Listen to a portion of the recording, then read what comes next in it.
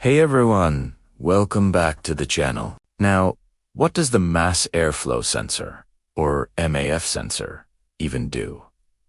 Think of it as the lungs gatekeeper for your engine. It sits in the intake tube, right after your air filter, and its job is to measure the exact amount, or mass, of air entering the engine. This information is crucial for the ECM to calculate how much fuel to inject for the perfect air-fuel mixture. When this mixture is just right, your engine runs smoothly, efficiently, and cleanly. If the MAF sensor gives a bad reading, that whole balance gets thrown off. So, how would you know if your MAF sensor is acting up?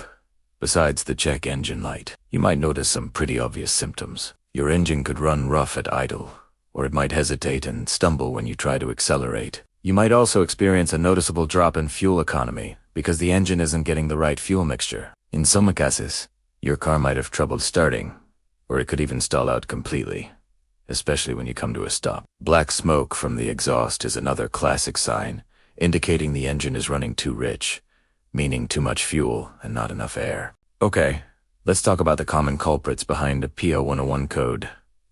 The most frequent cause: a dirty MAF sensor. Over time, dust, oil, and other gunk can build up on the sensor's delicate hot wire or film. This contamination insulates the sensor, preventing it from accurately measuring the airflow. The good news is, this is often a simple fix. Another major cause is a vacuum leak somewhere in the intake system after the MAF sensor. This means unmetered air is sneaking into the engine. And the ECM gets confused because the MAF reading doesn't match the engine's actual air intake. Think of a cracked intake hose, a loose clamp, or a bad gasket. Of course, the MAF sensor itself could have failed electronically. Like any other component, they can just wear out over time. A blocked or excessively dirty air filter can also restrict airflow and trigger this code. So that's always a good first check. And in some less common cases, you could be looking at wiring issues, like a damaged harness or a corroded connector leading to the sensor. Finally, a clogged catalytic converter can create excessive messing with the airflow dynamics and confusing the MAF sensor. So, how do you fix it? Let's go through the steps. First things first, visually inspect the entire intake system. Look for any cracks, loose hoses, or disconnected parts between the MAF sensor and the engine. Check your air filter. If it's filthy, replace it. It's cheap and easy. Next, and this is a big one, try cleaning the MAF sensor. This often solves the problem. Make sure you buy a dedicated MAF sensor cleaner from an auto parts store. Do not use brake cleaner or anything else, as it can damage the sensitive electronics. Carefully remove the sensor. Spray it generously with the cleaner.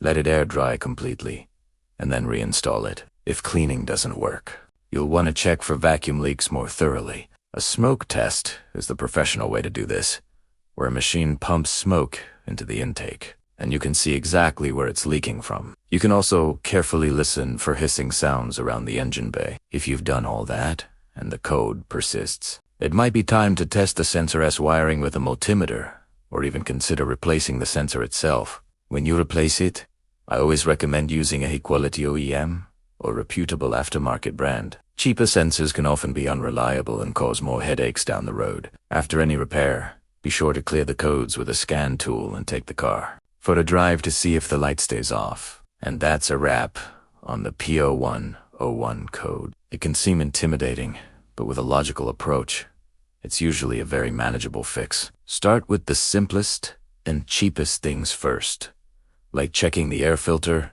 and cleaning the sensor. Thanks for watching. If this video helped you out, give it a thumbs up and hit that subscribe button for more car repair tips. See you in the next one.